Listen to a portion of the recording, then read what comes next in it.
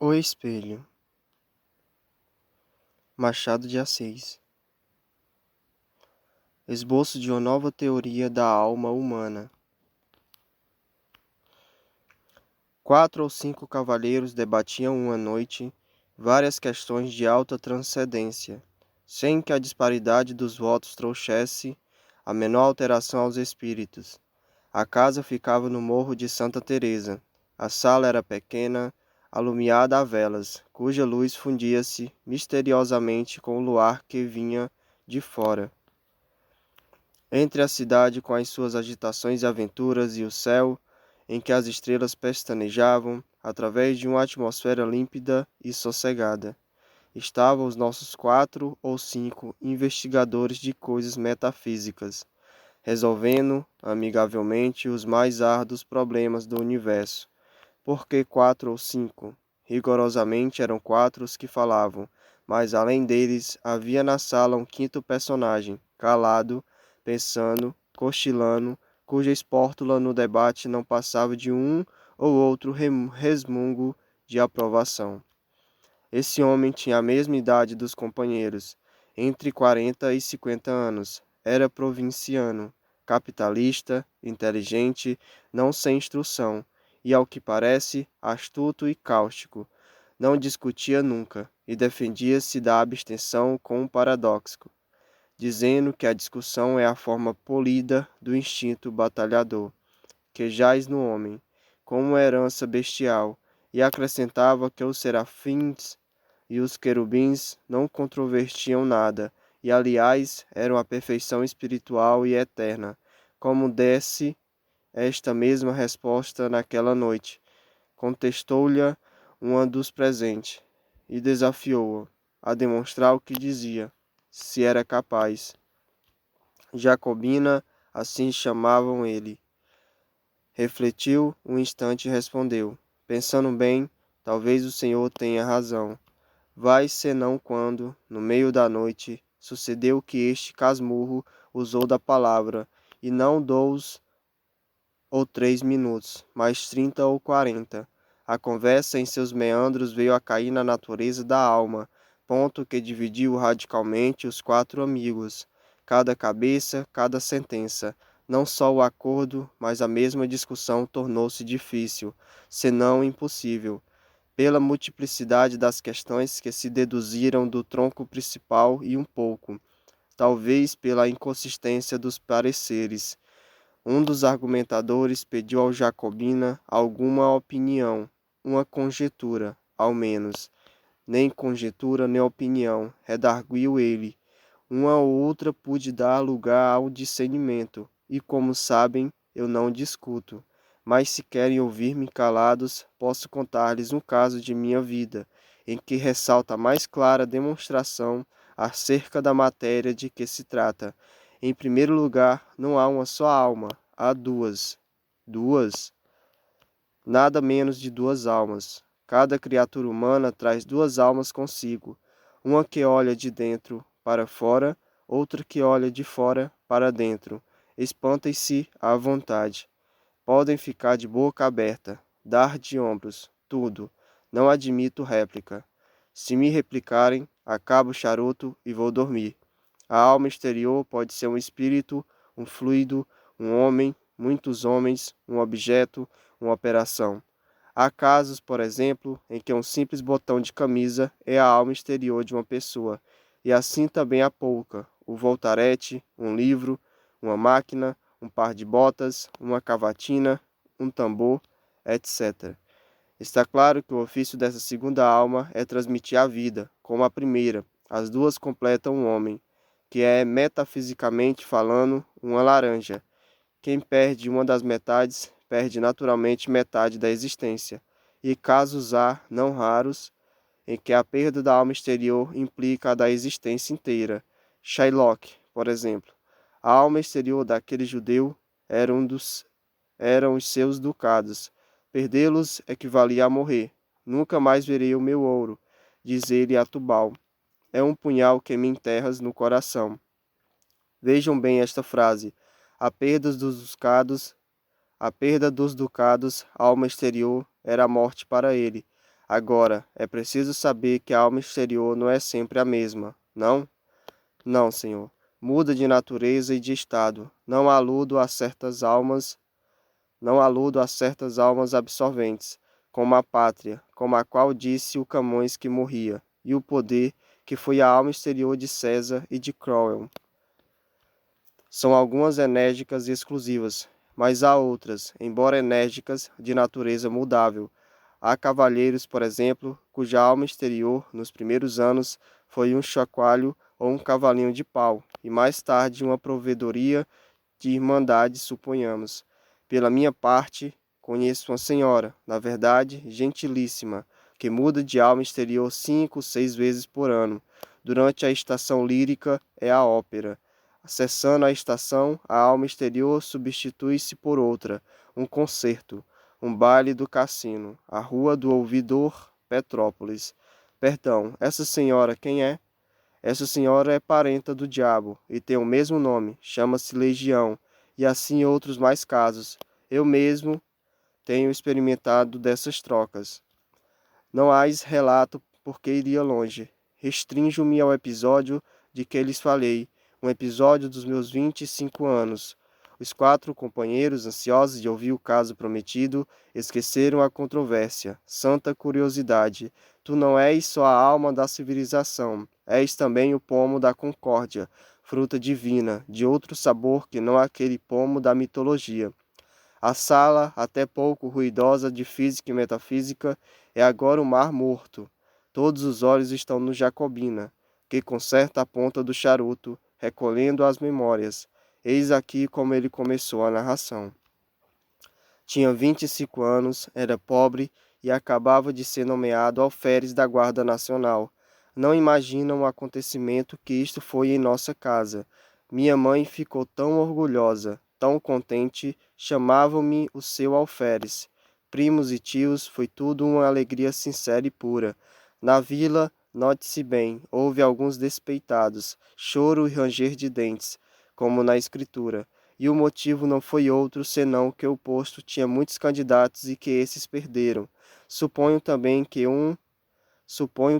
uma parte do desgosto foi inteiramente gratuita.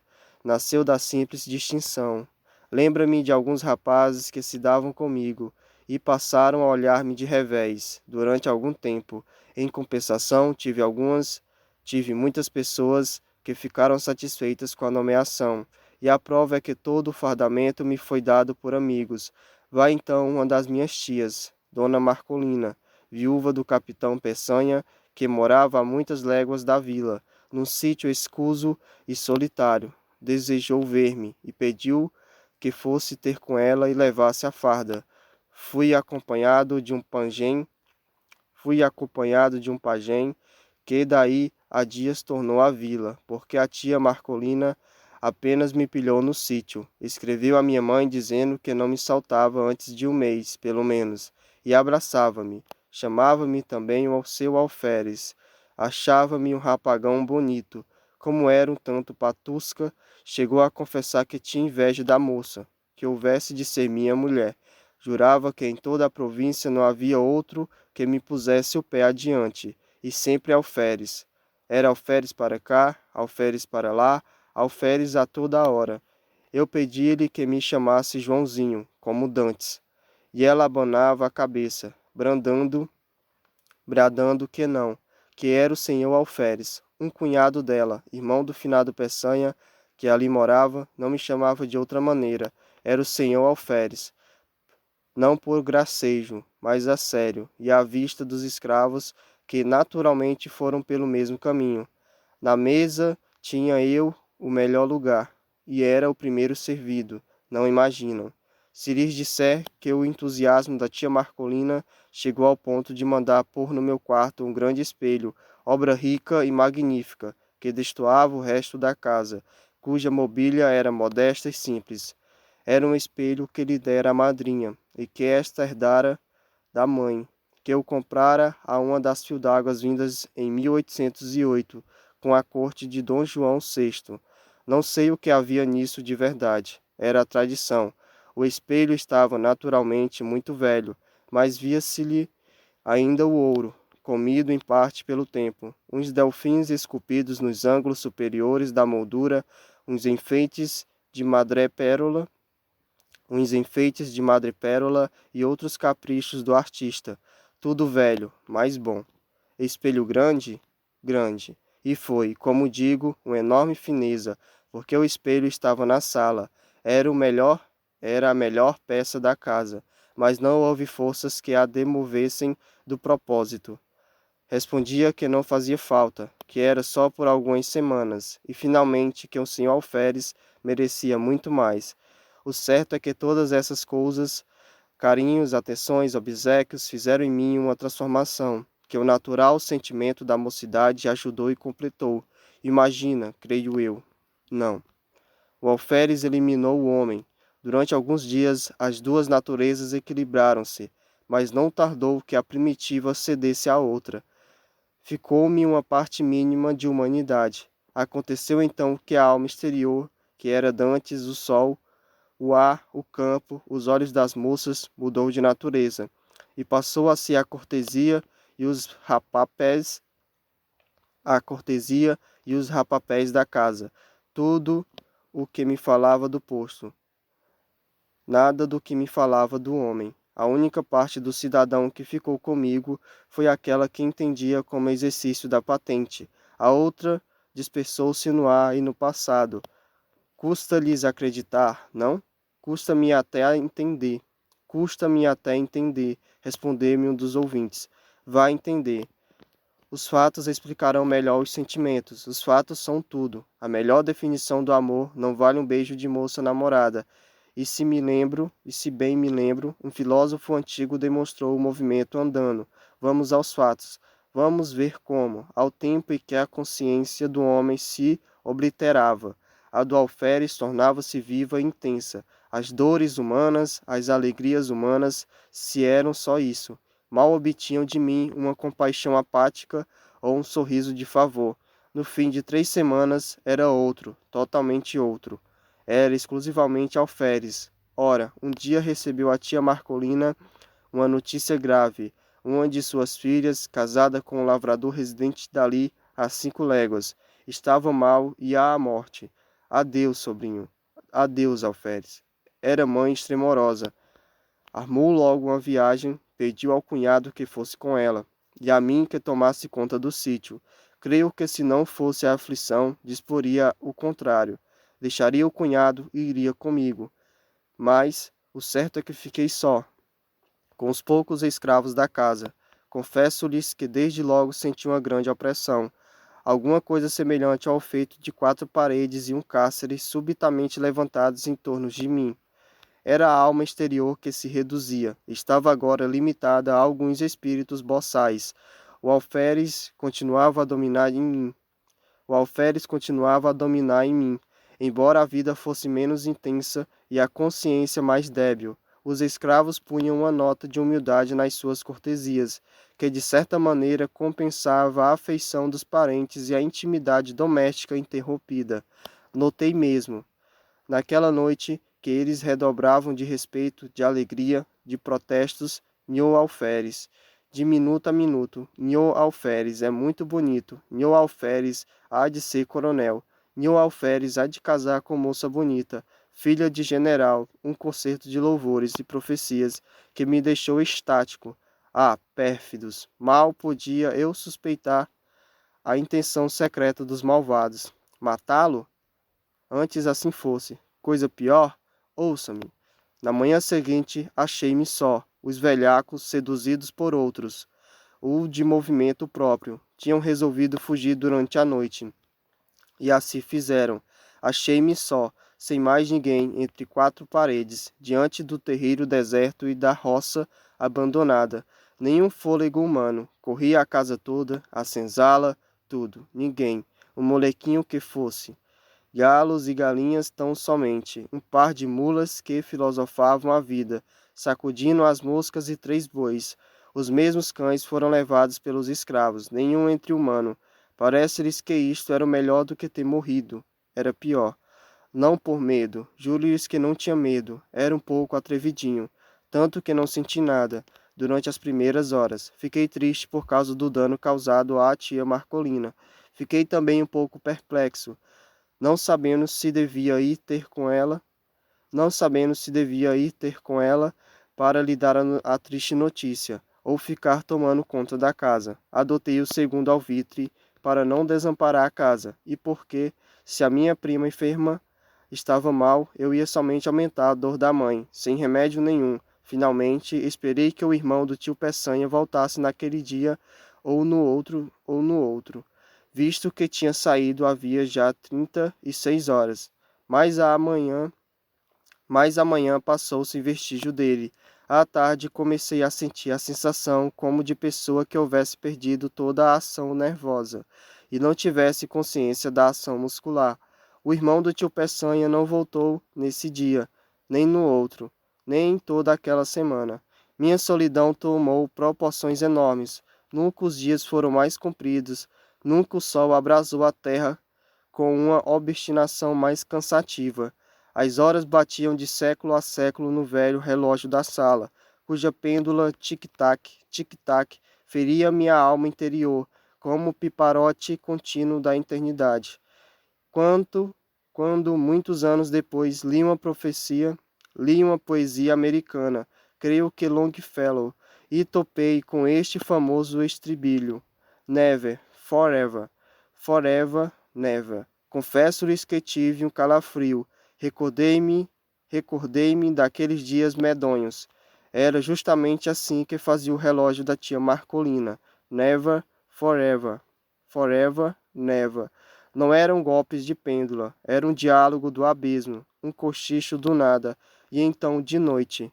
Não que a noite fosse mais silenciosa, o silêncio era o mesmo que de dia, mas a noite era a sombra, era a solidão ainda mais estreita ou mais larga.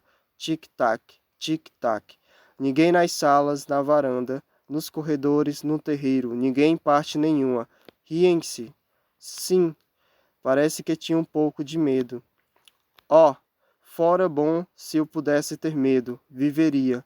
Mas o característico daquela situação é que eu nem sequer podia ter medo, isto é, o medo vulgarmente entendido.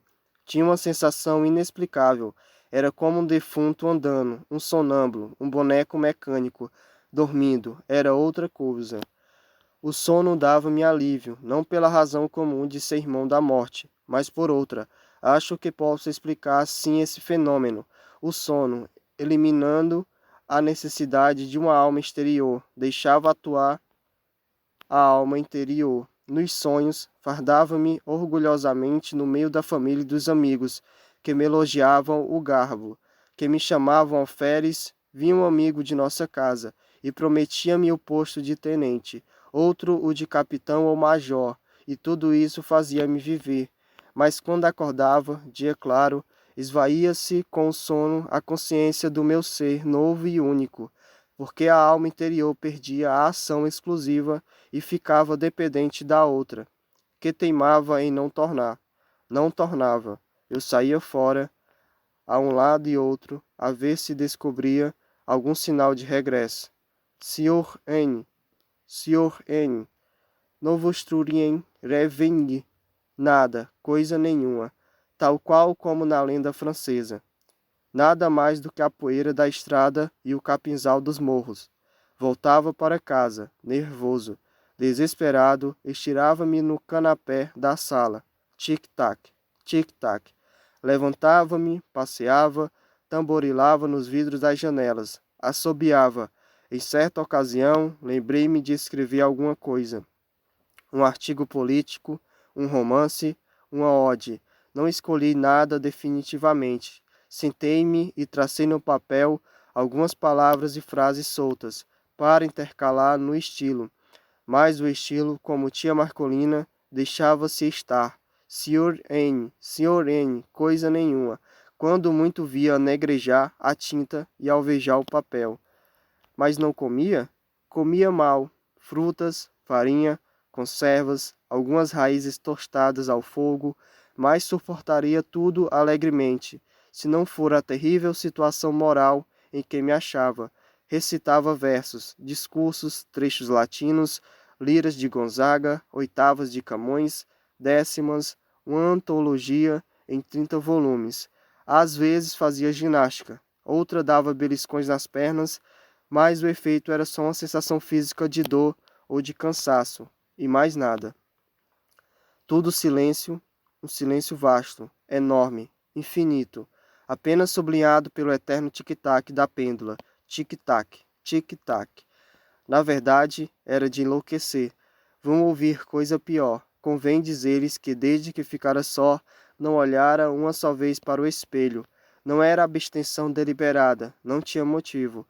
Era um impulso inconsciente, um receio de achar-me um ou dois, ao mesmo tempo naquela casa solitária, e se tal explicação é verdadeira, nada prova melhor a contradição humana, porque no fim de 8 dias deu-me na veneta de olhar para o espelho com o fim justamente de achar-me dois.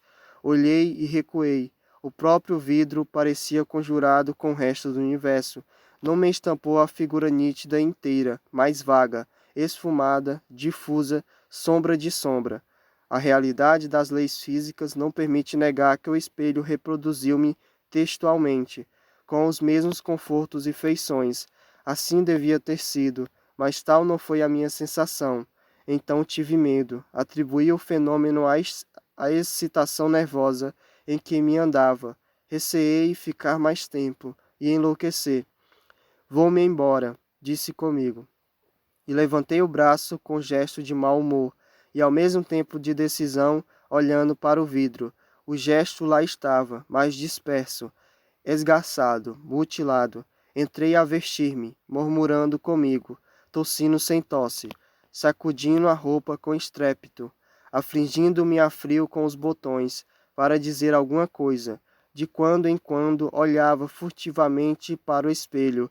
A imagem era a mesma difusão de linhas, a mesma decomposição de contornos. Continuei a vestir-me, subitamente por uma inspiração inexplicável, por um impulso sem cálculo. Lembrou-me se fora incapaz de adivinhar qual foi a minha ideia. Diga. Estava a olhar para o vidro, com uma persistência de desesperado, contemplando as próprias feições derramadas e inacabadas, uma nuvem de linhas soltas, informes, quando tive o pensamento, não sou capaz de adivinhar.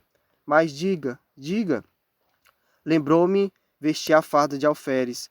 Vestia, aprontei-me de todo, e como estava defronte do espelho, levantei os olhos, e não lhes digo nada. O vidro reproduziu então a figura integral. Nenhuma linha de menos, nenhum contorno diverso. Era eu mesmo, o alferes, que achava, enfim, a alma exterior. Essa alma ausente com a dona do sítio, dispersa e fugida, com os escravos, dispersa e fugida, com os escravos, ei-la recolhida no espelho. Imaginai um homem que pouco a pouco emerge de um letargo, abre os olhos sem ver, depois começa a ver, distingue as pessoas dos objetos, mas não conhece individualmente uns nem outros. Enfim, sabe que este é fulano, aquele é cicrano. Aqui está uma cadeira, ali um sofá. Tudo volta ao que era antes do sono. Assim foi comigo. Olhava para o espelho, ia de um lado para o outro, recuava, gesticulava, sorria e o vidro exprimia tudo.